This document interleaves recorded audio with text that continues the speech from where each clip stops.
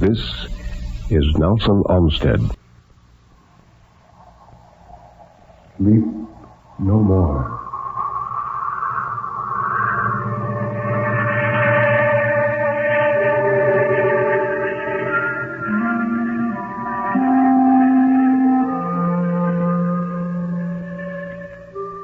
Sleep no more.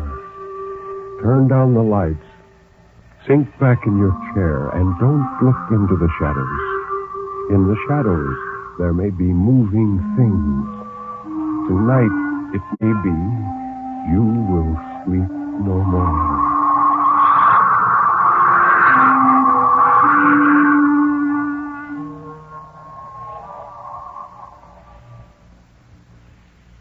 Good evening. This is Ben Grauer introducing tonight's Tale of Terror, told by Nelson Olmsted on the National Broadcasting Company's presentation of Sleep No More. The story of terror can be as simple as a sheeted ghost rattling chains. It can be a complex and hidden world of horror, lurking in such unholy dimensions as only the dead and the moonstruck can glimpse. Or it can be those terrible, fathomless shadows which lie buried deep in the primitive mind of civilized man. And for this evening, well, Nelson Olmsted, tell us about this evening's story. Well, Ben, it's called 3 O'Clock, and it's a masterly chiller by William Irish. When a man is jealous, and when that same man has long had the urge to kill. Well, then you have 3 O'Clock by William Irish, is that it? That's it, Ben. So, Nelson Olmsted, tell us about this man.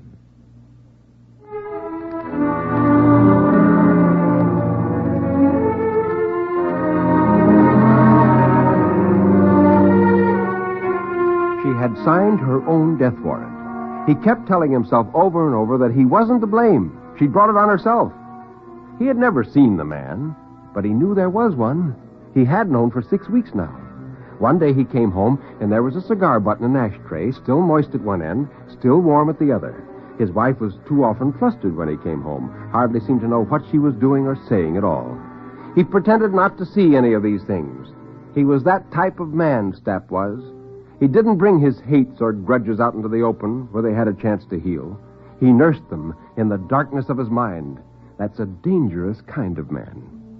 If he'd been honest with himself, he would have had to admit that this mysterious afternoon caller was just the excuse he gave himself, that he daydreamed of getting rid of his wife long before there was any reason to, that there had been something in him for years past now urging, kill, kill, kill. Maybe ever since that time he'd been treated at the hospital for a concussion. He didn't have any of the usual excuses. She had no money of her own. He hadn't insured her. He stood to gain nothing by getting rid of her. She didn't nag and quarrel with him. She was a docile, tractable sort of wife. But this thing in his brain kept whispering, kill, kill, kill. So every afternoon, for 6 weeks now, when he came home from his shop, he had brought little things with him, very little things that were so harmless, so inoffensive in themselves, that no one, even if had they seen them, could have guessed.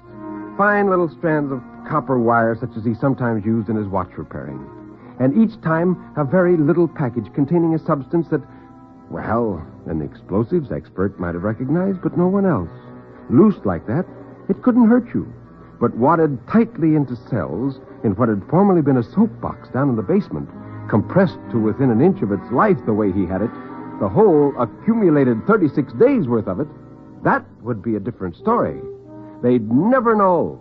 There wouldn't be enough left of the flimsy house for them to go by.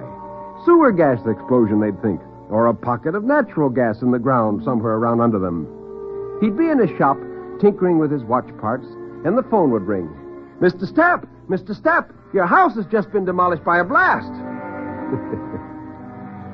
The last little package had been brought in 2 days ago. The box had all it could hold now, twice as much as was necessary to blow up the house. The box was set, the wires were in place, the batteries that would give off the necessary spark were attached. All that was necessary now was to hook up the clock, and then today was the day. At 12:30 sharp, he wrapped up the alarm clock he'd been working on, tucked it under his arm, and left the shop. He took the bus, got off at his usual stop, walked 3 interminable suburban blocks to his house, and let himself in. She wasn't home, of course, as he knew. She was out marketing as usual. He went directly to the door leading to the basement. He passed through it, closed it behind him, and went down the bare wooden steps to the basement floor. She hadn't even known that he'd come down here each night for a few minutes while she was in the kitchen doing the dishes. By the time she got through, he was upstairs again behind his newspaper. It didn't take long to add the contents of each successive little package to what was already in the box. The wiring had taken more time, but he'd gotten that done one night when she'd gone out to the movies. Or so she'd said. The little box, that was no longer merely a box now, but an infernal machine, was standing over against the wall to one side of the oil burner. He was proud of it, prouder than of any fine watch he'd ever repaired or reconstructed. He unwrapped the clock and spread out the few necessary small implements he'd brought with him from the shop. 2 fine copper wires were sticking stiffly out of a small hole he'd bored in the box, in readiness, like the antenna of some kind of insect. Through them, death would go in. He wound the clock up first, for he couldn't safely do that once it was connected. He wound it up to within an inch of its life. He set the alarm for 3, but there was a difference now. Instead of just setting off a harmless bell when the hour hand reached 3 and the minute hand reached 12, the wires attached to it, leading to the batteries, would set off a spark. A single, tiny, evanescent spark. That was all. He wondered why more people didn't do things like this. They didn't know what they were missing. Probably not clever enough to be able to make the things themselves. That was why. He set the clock itself by his own pocket watch, 1:15. Then he carefully guided the antenna-like wires leading from the box through a hole previously bored in the back of the clock and fastened them to the necessary parts of the mechanism. It was highly dangerous, but his hands didn't play him false. And when he'd done with it, it stood there on the floor as if placed there at random up against an innocent-looking copper-lidded soapbox, ticking away. 10 minutes had gone by since he'd come down here. 1 hour and 40 minutes were still to go by. Death was on the wing.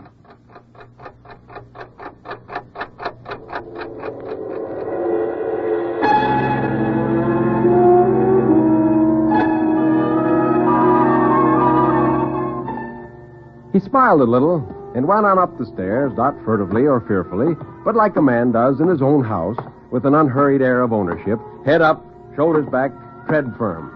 As he opened the basement door and stepped out into the ground floor hall, someone jumped on him, caught him brutally by the throat with one hand, flung him back against the wall, and pinned him there. And then the man struck out at him, hit him a stunning blow on the side of the head with his free hand. Stapp's senses dulled into a whirling flux for a minute. And before they had cleared, a second man had leaped down from up the stairs from one of the rooms above, and he said, "Hurry up! Get something to tie him up with, and let's get out of here!" "Oh, good Lord, don't tie..." Stapp tried to say, clawing at his own throat to free it. He wasn't fighting the man off. He was only trying to tear that throttling impediment off long enough to get out what he had to tell him. But his assailant couldn't tell the difference.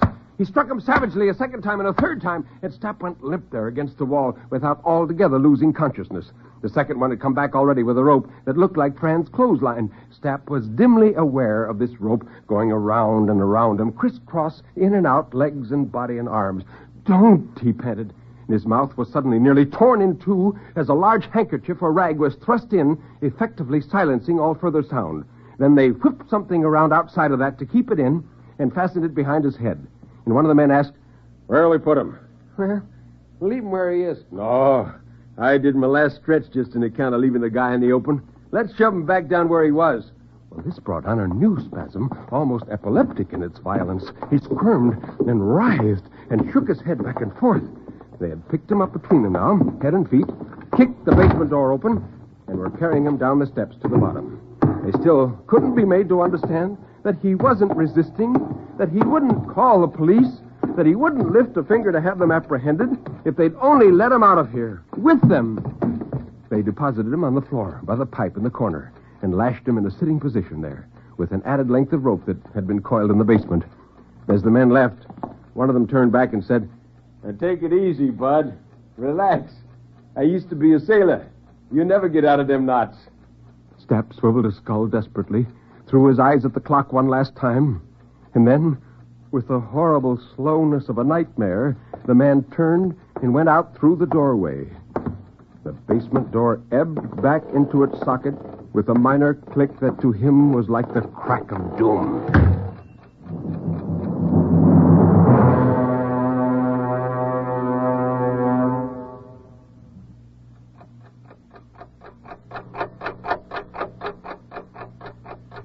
In the silence now, above the surge of his own tidal breathing that came and went like surf upon a shoreline, was the counterpoint of the clock.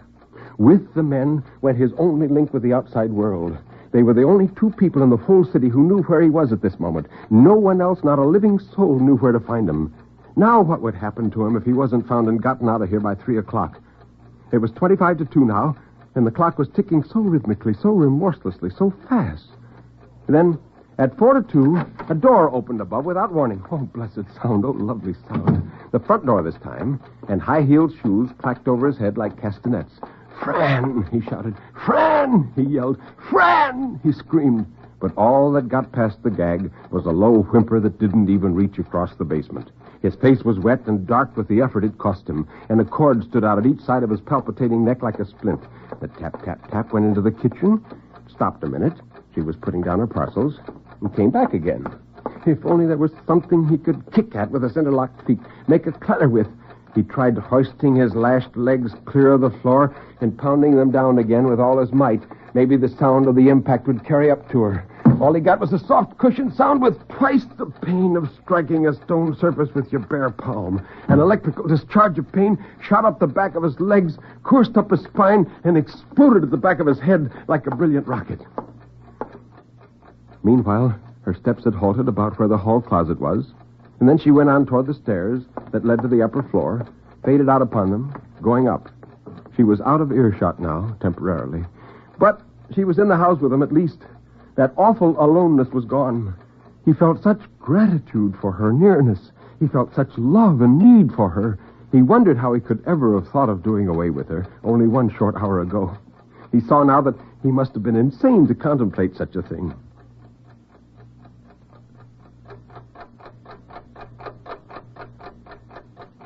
5 after. She'd been back 9 minutes now. And then it was 10. At first slowly, and then faster and faster, terror, which had momentarily been quelled by her return, began to fasten upon him again. Why did she stay up there on the 2nd floor like that? Why didn't she come down here to the basement and look for something? Well, she might intend to stay up there all afternoon. 11 past 2. 49 minutes left. No, not just minutes left. It wasn't fair. "Fran!" he shrieked. "Fran! Come down here! Can't you hear me?" The gag absorbed his shrieks like a sponge. The phone trilled out suddenly in the lower hallway, midway between him and her. He'd never heard such a beautiful sound before. A tear stood out in each eye. Well, that must be the man now. That would bring her down. And then he heard her quick step descending the stairs to answer it. He could hear every word she said down there where he was. Oh, these cheap matchwood houses. "Hello? Oh, yes, Dave, I just got in now." And then... "Oh, Dave, I'm all upset. I had $17 upstairs in my bureau drawer, and it's gone, and the wristwatch that Paul gave me is gone, too. It looks to me as if someone broke in here while I was out and robbed us." Stapp almost writhed with delight. She knew they'd been robbed. She'd get the police now. Surely they'd searched the whole place. Surely they'd look down here and find him. And then she said, "No, I haven't reported it yet. I suppose I should, but I don't like the idea. On your account, you know. No, I'm going to call up Paul at the shop. There's just a chance that he took the money and the watch with him when he left this morning. You come out then, Dave." There was a pause while she broke the connection. Then he heard her dial his shop number and wait while they were ringing. Of course, no one answered. In terrible silence, he screamed, "I'm right here under your feet. Don't waste time. For heaven's sakes, come down here." Finally, she hung up, and he heard her going up the stairs again, and he whimpered disappointedly. 1/2 hour and 9 scant minutes more left, and they ticked away with the prodigality of tropical raindrops on a corrugated tin roof.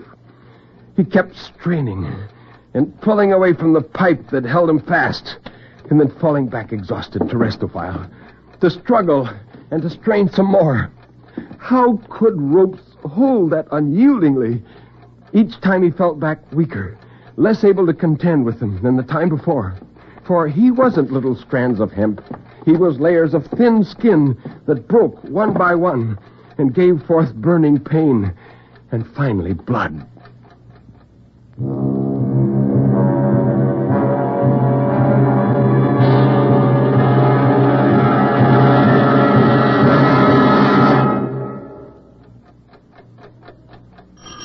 The doorbell rang out sharply.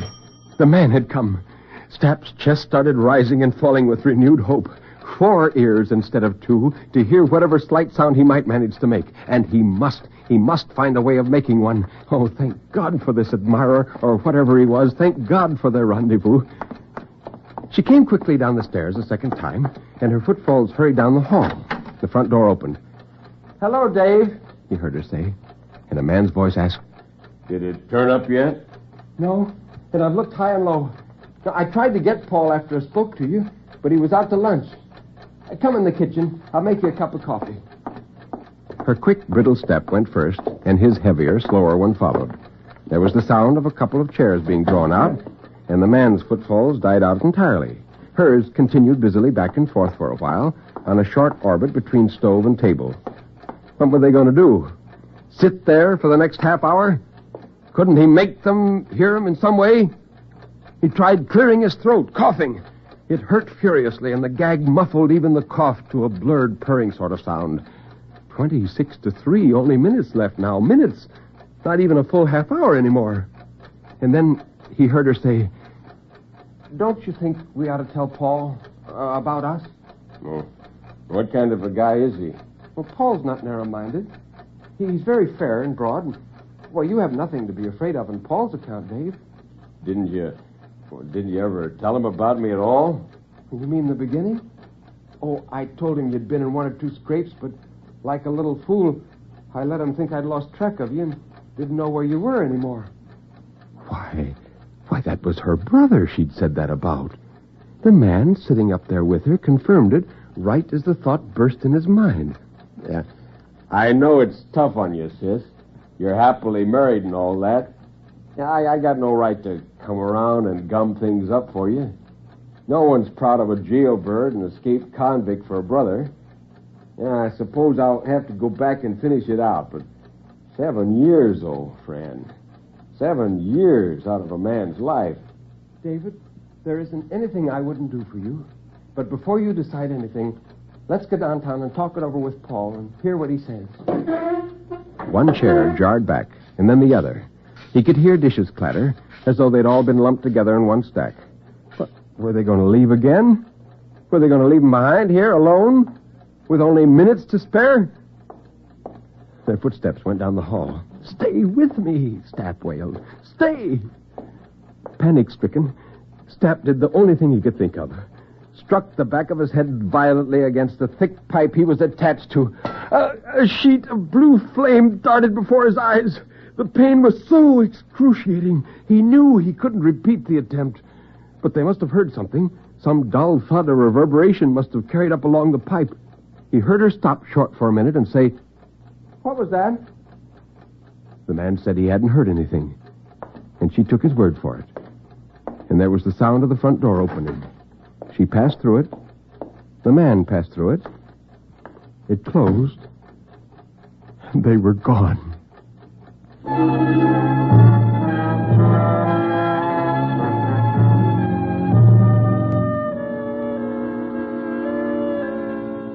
He was left alone with his self-fashioned doom a second time.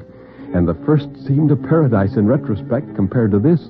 For then he had a full hour to spare. He'd been rich in time. And now he only had 15 minutes, one miserly quarter hour. Well, there wasn't any use struggling anymore. He couldn't anyway, even if he wanted to. Flames seemed to be licking lazily around his wrists and ankles. He'd found a sort of palliative now, the only way there was left. He'd keep his eyes down and pretend the hands were moving slower than they were. It was better than watching them constantly. It blunted a little of the terror at least. The ticking he couldn't hide from. Of course, every once in a while, when he couldn't resist looking up and verifying his own calculations, there'd be a renewed burst of anguish. But in between times, it made it more bearable to say, "It's only gained a half-minute since the last time I looked." Then, suddenly, the outside world intruded again. The doorbell rang out. He took no hope from the summons at first. Maybe it was some peddler. Came again.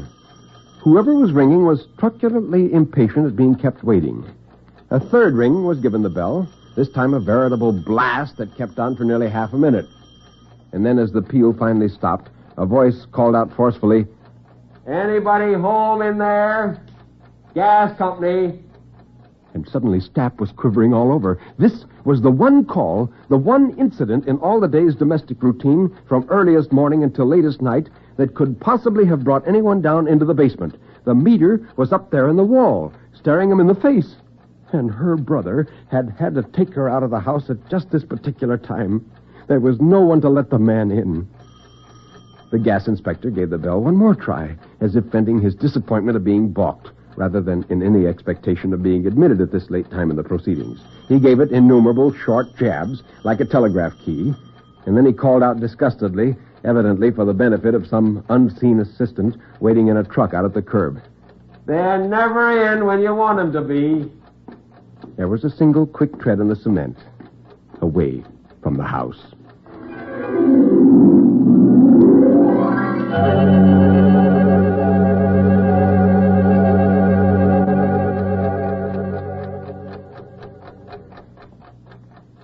Stapp died a little.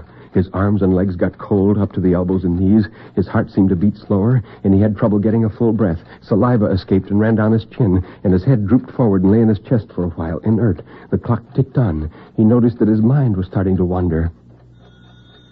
Suddenly, the outer world returned again. This time it was the phone. It must be Fran and her brother trying to find out if he'd come back here in their absence. They'd found the shop closed, must have waited outside it for a while, and when he still didn't come, they didn't know what to make of it. And when no one answered, that would tell him, surely, that something was wrong. Wouldn't they come back now to find out what had happened to him? But how could they dream he was in the basement the whole time? Why should they think he was here in the house if he didn't answer the phone? Fran would become real worried. Maybe they'd go to the police. But that would be hours from now. What good would that do?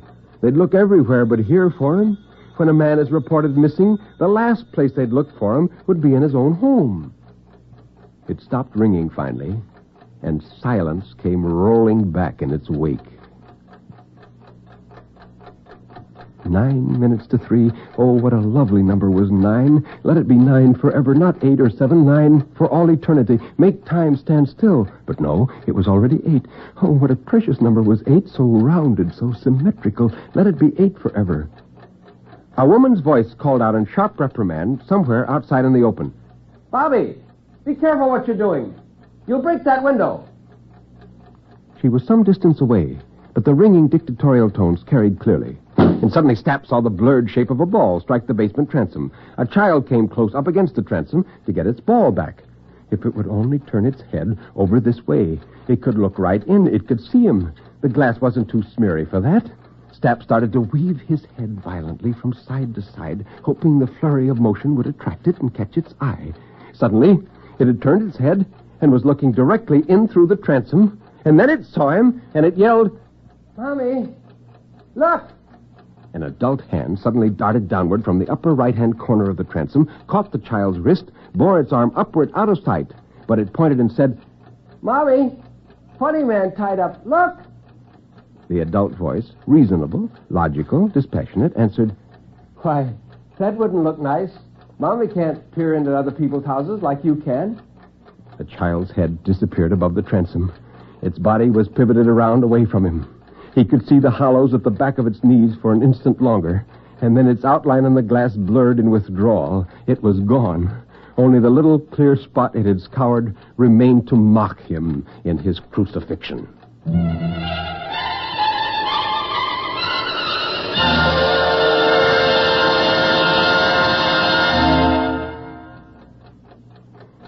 He rolled his head away from the window, back toward the clock finally.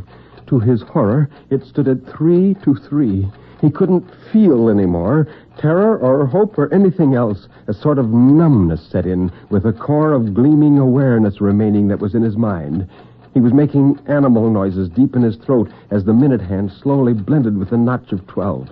Guttural sounds like a dog worrying about a bone, though the gag prevented the sounds from emerging in full volume. He puckered the flesh around his eyes apprehensively, creasing them into slits, as though the closing of his eyes could ward off, lessen the terrific force of what was to come. The hand on the dial gradually became upright. It was 3 o'clock, but he didn't know it. He was shaking all over from head to foot, not with fear, but with laughter. And then everything went black.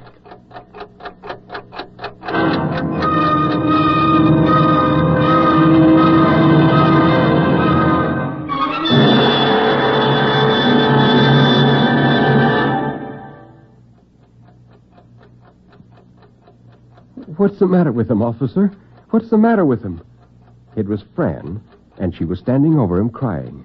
The policeman was untying the hard, knotted ropes and taking the gag out of his mouth. The officer felt his pulse, and then he said, "Well, he must have passed out, ma'am. But I think he'll be all right. We better get him to a hospital, though." The clock said 7:05. The cop got up, went over to the box, and kicked it idly with his foot. It shifted lightly along the wall a little and took the clock with it. And he asked, "What's in this box?" And Stapp's wife looked at it and answered, "Nothing. Well, it used to have some kind of fertilizer in it, but only this morning I took it out and emptied it in the flowers I've been trying to raise in the back of the house. It's just an empty box."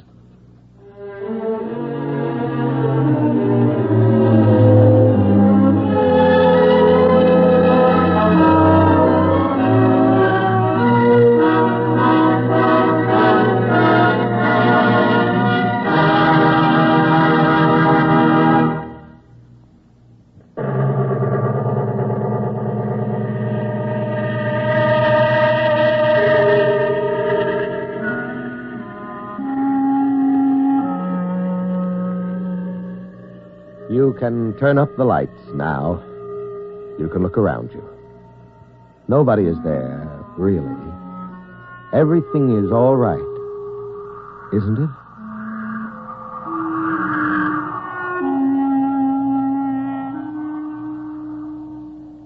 Step over here, Nelson Olmsted, and tell us about next week's story.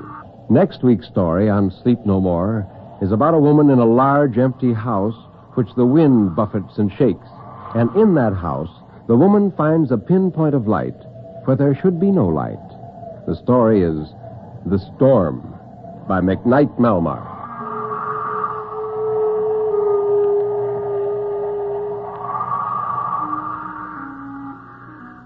You have been listening to Sleep No More, an NBC Radio Network production directed by Kenneth McGregor. Mr. Olmsted's albums are recorded exclusively for Vanguard Records. Until next week, when Nelson Olmsted will again be here in person, this is Ben Grauer bidding you good night.